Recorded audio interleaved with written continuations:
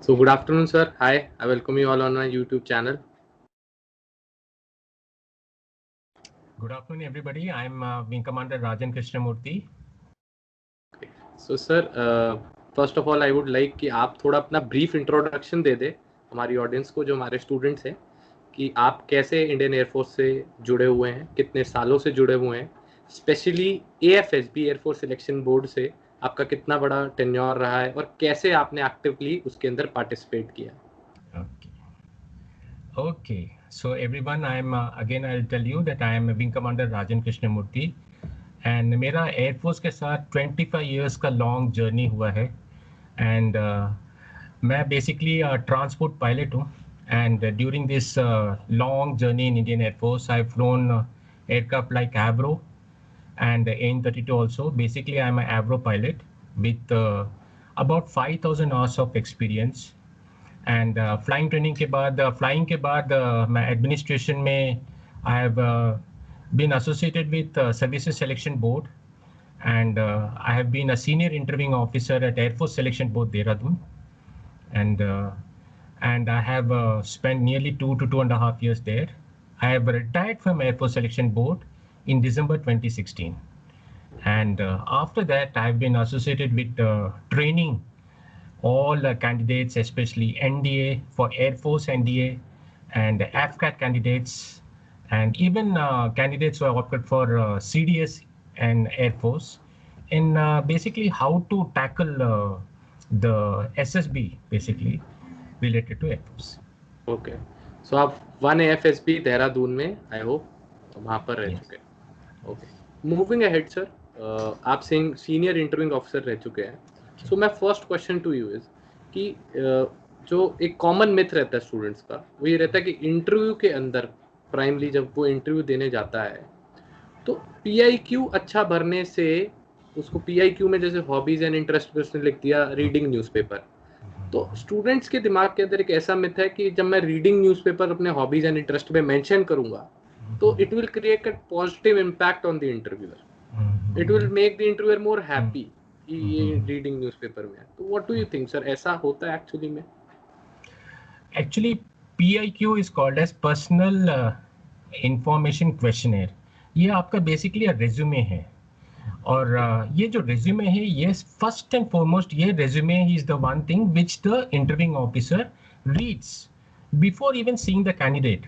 Candidate दरवाजे के बाहर बैठे रहता है waiting for the interviewing officer to call him in, और अंदर में पहले क्या करता है इंटरव्यूइंग ऑफिसर, आपका पूरा जो इट्स लाइक अ पहचान पत्र, आपका पूरा कुंडली उसमें लिखा रहता है, right from your name, address, family background, educational qualification, and उसके बाद सेकंड पेज में जाएंगे तो आपका हाइट, वेट, उसके बाद NCC का जो इन्फॉर्मेशन है, गेम्स जो आपने खेले, हॉबीज एंड इंटरेस्ट है, extracurricular activities, these so many information is there in the PIQ. तो पहले जो इंटरव्यूइंग ऑफिसर आपका जो ये जो PIQ और रेज्यूमे है ये पूरा डिटेल में पढ़ता है. उसके बाद उसके मन में ही frames questions to ask you. Now ही frames two questions to ask you only on your PIQ. अगर आप PIQ में लिखे हैं कि आप गेम्स में कुछ कुछ खेलते हैं,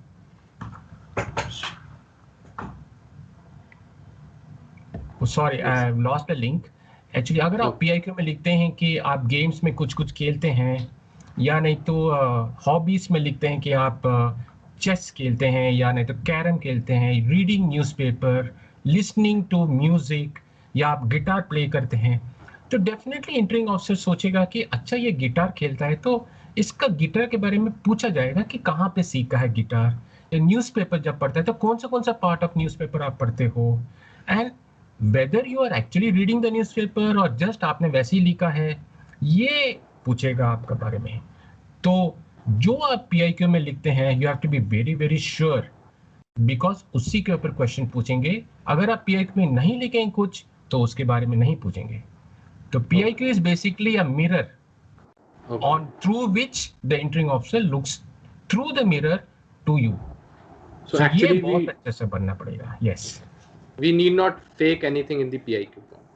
PIQ में फेक कभी भी नहीं करना चाहिए, क्योंकि अगर आप फेक कर रहे हैं, आपने लिखा है न्यूज़पेपर बट आप जरूरी पढ़ते नहीं हैं, तो आप उसके बारे में बात नहीं कर पाएंगे.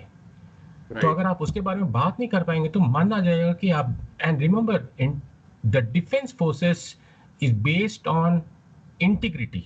Integrity and honesty are the very very important qualities of a defense officer. तो आपको honestly जो भी आप कर रहे हैं वही लिखना है. ओके सर, सपोज आपके पास एक कैंडिडेट आता है, क्योंकि ये दूसरा मिथ है जो स्टूडेंट्स में से पूछते हैं. एक कैंडिडेट है जो फौजी बैकग्राउंड से, जो डिफेंस बैकग्राउंड से, जिसके फादर डिफेंस फोर्सेस में, दूसरा है सिविलियन बैकग्राउंड से. तो बच्चों को एक आइडिया ये रहता है कि यार जो डिफेंस पर्सनल का बच्चा है उसके चांसेस रिकमेंडेशन के ज़्यादा हैं और जो सिविलियन है उसके चांसेस कम हैं. डू यू थिंक सर ऐसा होता है? कभी भी नहीं होता है. You know, Indian Air Force, or for that matter, Services Selection Board of Army, Navy, Air Force, looks at the candidate, not from where you're coming from. Okay. So even though if you're coming from a civilian background, pure civilian background, but आपको interest है, दिलचस्प है in joining the defense forces, that is very important. For example, when I joined the Indian Air Force through CDS, my background was completely civilian. I never even knew मेरा family को किसी एक शब्द पता नहीं था about what is defense. So it was only through my interest that I joined Air Force. So it is totally a myth that only a service personnel जिनका background service है उनको कुछ preference दिया जाएगा. No, absolutely not. I know so many people, even from my own colleagues, who have come from purely civilian background. एक students आपका myth I hope clarify हो गया होगा. Even if you are belonging to the civilian background, you still stand a chance in the defence forces. Okay, moving ahead sir, students often ask questions related to the rapid fire round which is asked by the interviewing officer in the interview session. So उसको कैसे tackle करा जाए sir, rapid fire round? देखो बच्चे, rapid fire round is a round which comes at the end of the interview.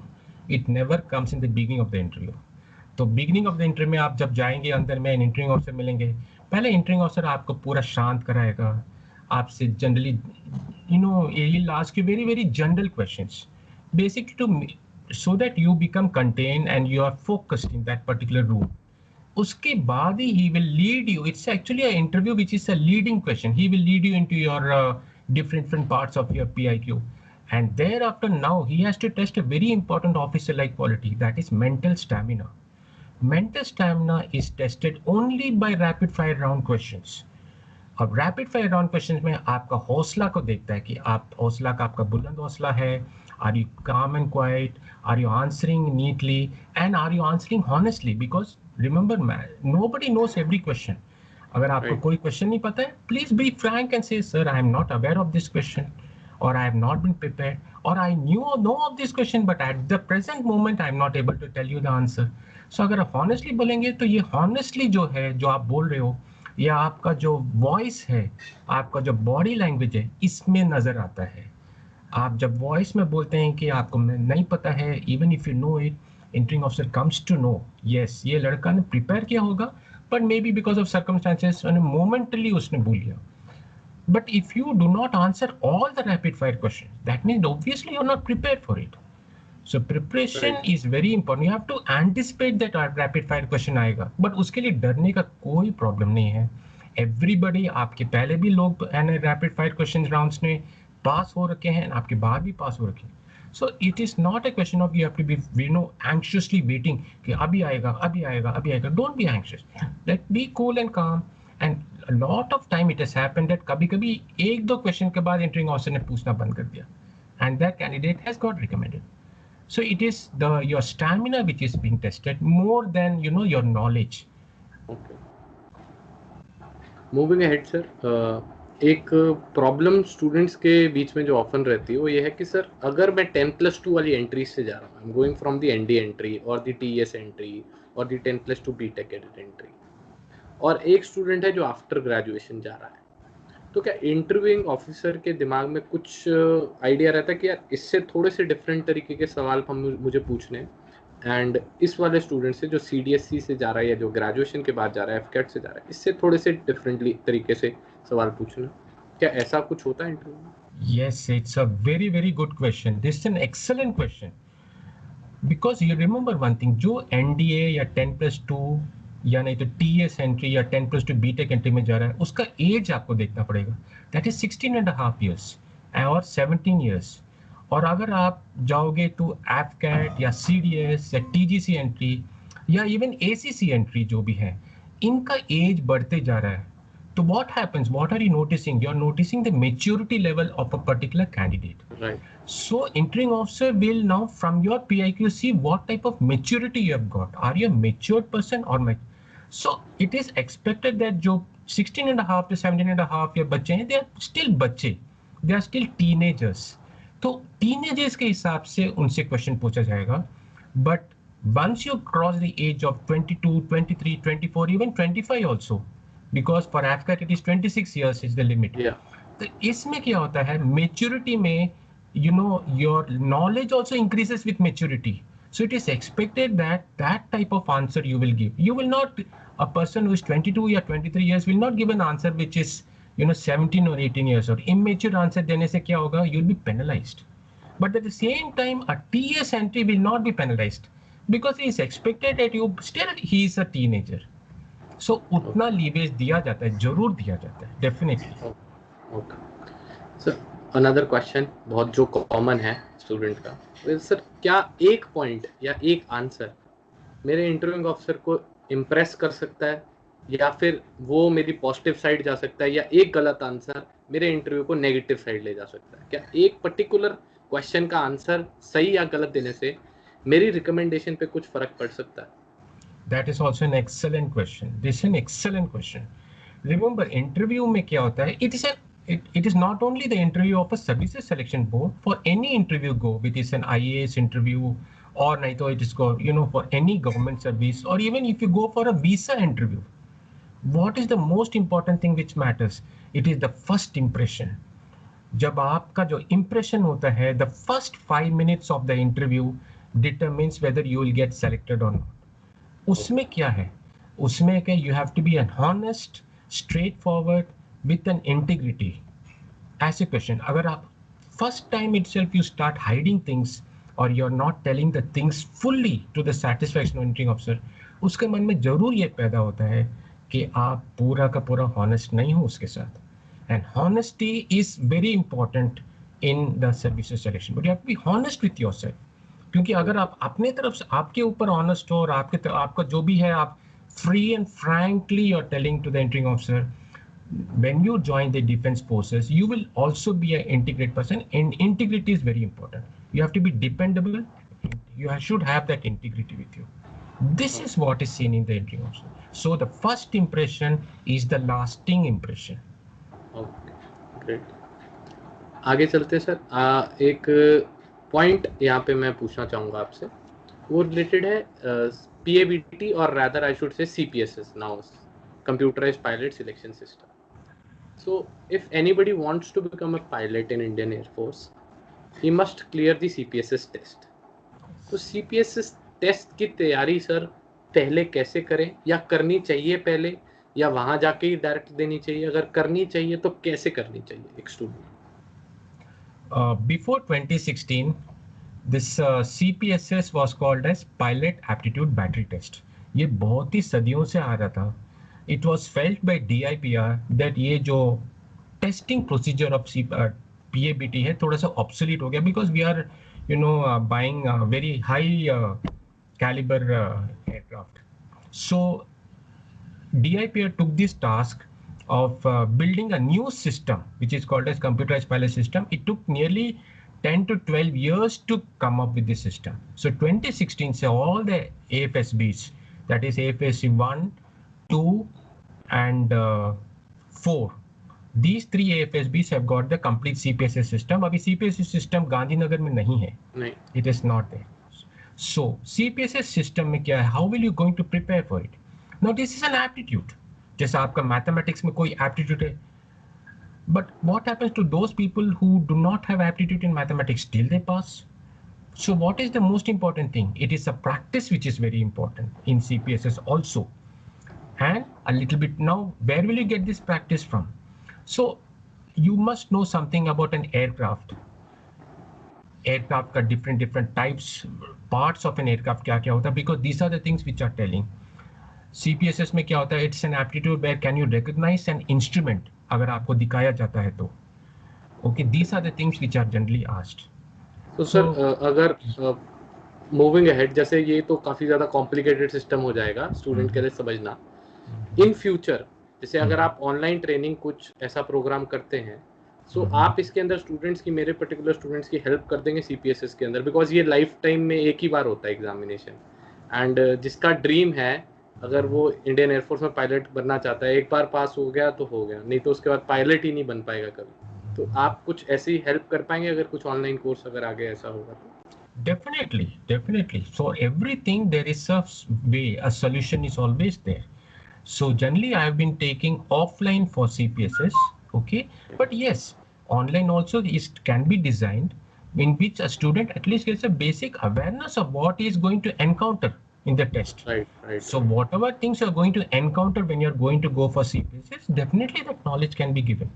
So yes, we are planning to start that, and I'm planning to start this with RPG in giving you a basic knowledge of what you're going to encounter with the CPSS. Definitely.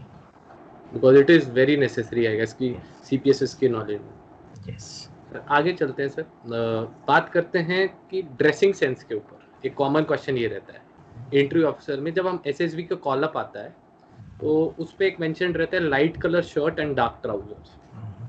तो एक बच्चे के दिमाग में एक common myth रहता है, because you have been a part of the services selection board and day 1 से डे 5 तक आप स्टूडेंट्स को ऑब्जर्व करते हैं. इंटरव्यू तो किसी भी दिन हो सकता है except the conference and the screening part. तो स्क्रीनिंग के अंदर भी डे 1 में सर जो है आप इंटरव्यू ऑफिसर बैठते हैं, वहाँ पे तीनों बैठते हैं, GTO, साइकोलॉजिस्ट एंड इंटरव्यू. तो सर डे 1 पे क्या क्लोथिंग होनी चाहिए? जरूरी है क्या light colour shirt and dark trouser, और any T shirt will work, और any full sleeves, any colourful shirt will work? That's also a very good question, which may basically not only is the mind of the students, but it's the mind of the parents also, because parents उसको छोड़ने के लिए जाते हैं. Day 1 में generally क्या होता है, Day 1 जो screening होता है, that is not part of the SSB procedure. Okay. Screening is a totally different thing in which your officer-like qualities are not tested. They are tested only in the phase 2, the main SSB procedure start होता है.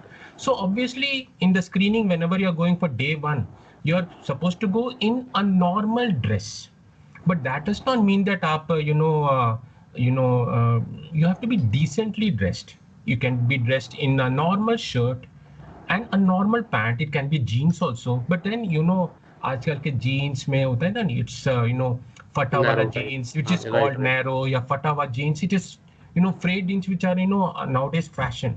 Don't do that, because you are going for a formal test. So a decent dress पहन लो, okay, but it should be comfortable dress, and wear a shoe. Generally people क्या होता है कि चप्पल पहन के जाते हैं, चप्पल या sandal, which is generally because you're going for a military station. Military station में क्या होता है कि a normal shirt, a normal pant and a normal shoes, जो now normally आप shoes पहन के जाते हो with socks, this much is enough. And also when you come, after you finish and come to phase 2, even phase 2 में आपका जो psych testing होता है, it is in the normal dress. It is only when you come for a personal interview that you have to wear a formal dress. And again they insist that when you come for the conference, you have to be in the formal dress, because क्या होता है conference में आपके जो examiners हैं, they are also in their formal dress, they are in the uniform. It is only in the conference that you see all the assessors in their proper uniform.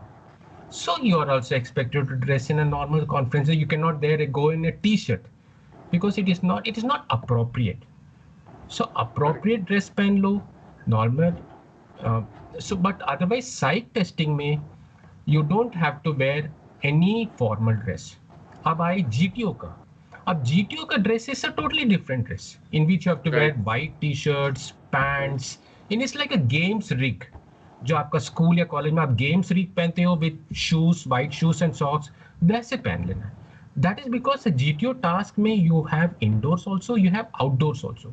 इसमें आपको you'll be feeling comfortable. Especially there are a lot of candidates, especially ND candidates, ये shoes नहीं पहनते या sandals पहन लेते हैं, now obviously you can not go running with the sandal, and थोड़ा सा रनिंग करना है तो इसमें आपको तकलीफ पड़ेगा, आपका टेस्ट पूरा कंप्लीट नहीं होगा। इसकी वजह से वी एडवाइस यू कि जो आप स्कूल में नॉर्मल गेम्स रीक पहनते हो, जो गेम्स ड्रेस पहनते हो, वही पहन लो, that's all. Sir talking about the screening part sir, day 1 में यू टोल्ड मी दैट कि वो एसएसबी का पार्ट नहीं है, वो सिर्फ उसमें ऑफिसर लाइक क्वालिटीज चेक नहीं होती। सो सर पीपीडीटी में हम लोग क्या एक कैंडिडेट के अंदर ढूंढते हैं कैसे सर कि यार इसको आगे 4 दिन हम लोग ले जा सके, कुछ ऐसी क्वालिटीज के बारे में आप बताएंगे? Yes, I won't say that phase 1 या screening is not part of the SSB. It is part of the SSB, but उसमें आपका ऑफिसर लाइक क्वालिटी जो है, जो पैरामीटर्स ऑफ टेस्टिंग होती है, वो टेस्ट नहीं होता है। तो क्या टेस्ट होता है? The major thing which is tested in is the phase 1 या screening is divided into 3 parts. The first part is called as OIR और ऑफिसर इंटेलिजेंस रेटिंग टेस्ट। इसमें आपका basic intelligence is tested. Second is picture perception test होता है, and the last test is discussion test. तो picture perception में क्या testing होता है? अगर आपको कोई पिक्चर दिखाया जाता है, उसके ऊपर आपका एक स्टोरी बिल्डअप, तो बेसिक स्टोरी बिल्डअप होता है। आप उस स्टोरी को अच्छा से with a normal introduction, a body, a conclusion, can you do that? Can you right a story properly in English? क्योंकि आपको ये हिंदी में नहीं लिखना है, आपको इंग्लिश में लिखना है, तो आपका थोड़ा सा वोकैबुलरी में टेस्टिंग हो जाता है, आप ग्रामेटिकल एरर्स नहीं करना चाहिए। उसके बाद डिस्कशन में आपको डिस्कशन टेस्ट में पहले आपको स्टोरी बोलना है विदाउट लुकिंग। तो आप एक स्टोरी बोल पाओगे या आप डर जाओगे या आप पूरा कंप्लीट नहीं कर पाओगे। एंड जो आपके जो कलीग्स हैं, जो बच्चे वहाँ पे बैठे हैं, 15 या 16 बच्चे हैं, उनके सामने अगर आप डिस्कस कर पाते हो, बिकॉज बेसिकली क्या होता है, आर्म फोर्सेस में आपस में मिलजुल के काम करना है। कोई भी काम है, इट इज मिलजुल के काम करने का है। अगर आप लोगों के साथ बात नहीं कर पाओगे या डर जाओगे, तो will you be able to function in the army? Will you be able to undertake the other test? इसी वजह से this is called as basically a screening test to see, number 1, are you able to communicate properly और not, communication writing में and verbal में। So basically आपका communication, तो it is advice that आपका जो इंग्लिश लैंग्वेज है, इसमें थोड़ा सा ध्यान दें। बिल्कुल, मतलब English as well as your confidence level. Yes. 2 things are actually checked in the screening part. Correct. Absolutely. Sir बात करते हैं इंटरव्यू के एक छोटा सा जो स्टार्टिंग और एंडिंग पॉइंट होता है, उसमें बड़ी एक प्रॉब्लम होती है। मतलब एक इंटरव्यूइंग ऑफिसर जैसे सीट के ऊपर बैठे हुए हैं, जैसे ही इंटरव्यूइंग ऑफिसर बुलाएगा रूम के अंदर, तो एक स्टूडेंट जो है वो इंटरव्यू देने अंदर जाएगा, रूम के अंदर जाएगा। तो फर्स्ट इंप्रेशन मतलब कैसा एक इम्पैक्ट पड़ता है आपके इंटरव्यूइंग ऑफिसर के ऊपर, एंड एंडिंग पार्ट जब स्टूडेंट रूम से बाहर जा रहा होता है, ये 2 पार्ट के ऊपर क्या एक इंटरव्यू ऑफिसर जो है एक्सपेक्ट करता है स्टूडेंट के रिएक्ट करने के? Very good question. बच्चों, आप लोग ना जब आप कोई बड़ों से मिलते हो या आपके टीचर से मिलते हो, जनरली बड़ों, हमारे जो बड़ों जो स्कूल स्टूडेंट्स लाइक एनडीए हो या टीएस हो, तो आपका बड़ों है आपका हेडमास्टर या प्रिंसिपल या स्कूल टीचर, आपका क्लास टीचर है। आप जब क्लास टीचर से स्कूल में जब आप पहले जब क्लास के अंदर आते हो, तो क्या सिखाया जाता है? उनको विश करो, good morning ma'am, good morning sir, ये हर बार स्कूल में सिखाया जाता है। यही चीज आपको इंटरव्यू में भी बोलना है। You have to pay respect to the interviewing officer, क्योंकि वो आपका बड़े हैं। तो ये जब आप अंदर आओगे और आप उनको अगर हाय बोलोगे, हाय सर, या उनसे कुछ भी नहीं बोलोगे, आप सिर्फ खड़े रहोगे, तो are you showing respect to him? ये बहुत इंपॉर्टेंट, क्योंकि बच्चों रिमेंबर, फौज में एक सबसे इंपॉर्टेंट थिंग है बड़ों को रेस्पेक्ट करना, क्योंकि ये मिलिट्री सर्विस में आप जा रहे हो, सिविलियन सर्विस में नहीं जा रहे। एंड जब आप किसी कुर्सी में आपको बैठने के लिए बोला जाता है, आपसे भी बहुत पोलाइटली बात करेंगे। You have to talk politely, you have to say thank you sir. जब बैठ जाओगे या कुछ आपको बोला जाए, थैंक यू सर बोलो। सिमिलरली जब आपको बोलेंगे okay your interview is over now, you may leave, जब बोलेंगे तो लोग क्या करते हैं, सीधा उठ जाते हैं और मुड़ के चले जाते हैं। एटलीस्ट उनसे बोलो थैंक यू सर, क्योंकि आपके साथ 45 मिनट्स या 1 आवर एटलीस्ट उसने बात किया है तो थैंक यू सर बोलो। सेम थिंग जैसे आप अगर क्लास छोड़ के जाना चाहते हो तो आप टीचर से परमिशन नहीं लोगे कि ma'am can I go out या sir can I go out. ये सिखाया जाता है स्कूल में। क्यों सिखाया जाता है? क्योंकि एक आपका एक सॉर्ट ऑफ रेस्पेक्ट देने के लिए ये सिखाया जाता है। ये बहुत इंपॉर्टेंट चीज होती है। You have to respect your seniors in defence. So this is what is called as first impression. Second क्या होता है? आपका ड्रेस। आप अच्छे से स्मार्टली ड्रेस करे हो। कोई कोई कहते हैं इंटरव्यू में जाते हैं तो शेविंग नहीं करते, तो you have to shave and go, properly comb your hair. आपको ये सिखाया जाता है स्कूल में, घर में भी सिखाया जाता है। और प्रॉपर ड्रेस पहनो। Thank you very much sir, अच्छे से स्ट्रेटली खड़े होके उनसे बोलो, हाथ पीछे रख के, विश्राम पोजीशन में जैसे बोलते हैं। This shows that you are a very smart person. This shows you are prepared and calm. Interview के लिए प्रिपेयर हो। This shows that you are meaning you're meaning business. That means that आप सो के नहीं आए हो या just like that casual attitude में नहीं आए हो। ये सब चीजें आपके बॉडी लैंग्वेज से इंटरव्यूइंग ऑफिसर को पता चल जाता है। इसी को बोला जाता है फर्स्ट इंप्रेशन। क्योंकि आपका बॉडी, आप अगर बात भी नहीं करोगे तो आपका बॉडी में बहुत सारी चीजें इंटरव्यूइंग ऑफिसर को पता चल जाता है। This is called as body language. तो ये चीजें जो है ऑफलाइन हो या ऑनलाइन हो, यही तो सिखाया जाता है। ठीक है सर, वन मोर लास्ट चीज़ जो मैं आपसे पूछना चाहता हूँ, कॉमन क्वेश्चन है जो, मतलब स्टूडेंट्स के दिमाग में एक ऐसा एक मिथ है कि वो बोलते हैं सर कोई एक ऐसी बुक बता दो जो मैं एसएसबी के लिए पढ़ लूँ और मैं उसको पढ़ने के बाद रिकमेंड हो जाऊँ। तो कोई ऐसी बुक आपको लगता है सर कि ऐसी बुक है कोई कि यह जादू मंत्र है हमारे पास कि हम लोग एक बार बच्चे को ये बुक दे दी है, इसके 20 पन्ने आप पढ़ लो और आप रिकमेंड हो जाओगे? ये स्टूडेंट के दिमाग में एक मिथ है, तो आप अगर इस पे बात करेंगे तो सर। बच्चों, अगर ऐसे होता तो दुनिया में सभी लोग रेकमेंड हो जाते। अगर ऐसे होता तो अगर आप अमेज़न में जाते और एसएसबी लिखते तो 1000 बुक्स आ जाता। नहीं, ऐसे नहीं है, ऐसे अवेलेबल नहीं है। क्यों अवेलेबल नहीं है? क्योंकि बच्चों ये आपका पर्सनालिटी में, दिस एसएसबी इज बेसिकली आपका पर्सनालिटी या आपके बिहेवियर, और आपका किसी एक का बिहेवियर में कोई बुक नहीं लिख सकता। ये क्या हम करते हैं, ये आपको अपने अंदर में इसको इंक्रीज करना है। आपको ये पहले समझना है, फिर सीखना है, फिर प्रैक्टिस करना है। तो ये कोई एक बुक में कोई हम लिख के बोल नहीं सकते। कोई भी अगर आप बुक पढ़ के अगर चले जाओगे एसएसबी में, अगर कोई बोलता है कि मैंने पास हो गया, तो ये सही नहीं बोल रहा है। वो बुक पढ़ा होगा, कहीं से सोचा होगा, कहीं से ट्रेन किया होगा, अपने आप को ट्रेन करा होगा, प्रैक्टिस किया होगा, उसके बाद ही जा सकते हैं। So this requires lot of practice बच्चों। You can don't think that किसी भी एसएसबी में शॉर्टकट मेथड हो में और anybody just by shortcut can go and go. No, कोई ऐसे बच्चे हैं जो सोचते हैं कि हम नहीं पढ़ेंगे और वैसे ही चले जाते हैं। कोई ऐसे बच्चे हैं जो पास भी हो जाते हैं, but majority कम है, because we are not going to deal with majority of the people, not that 1% जो पास हो जाते हैं, but we are now dealing with 99% people जिनको some level of your basically our training is required. You have to be trained. ठीक है sir, तो अच्छा लगा आपसे बात करके, आप चैनल पे आए।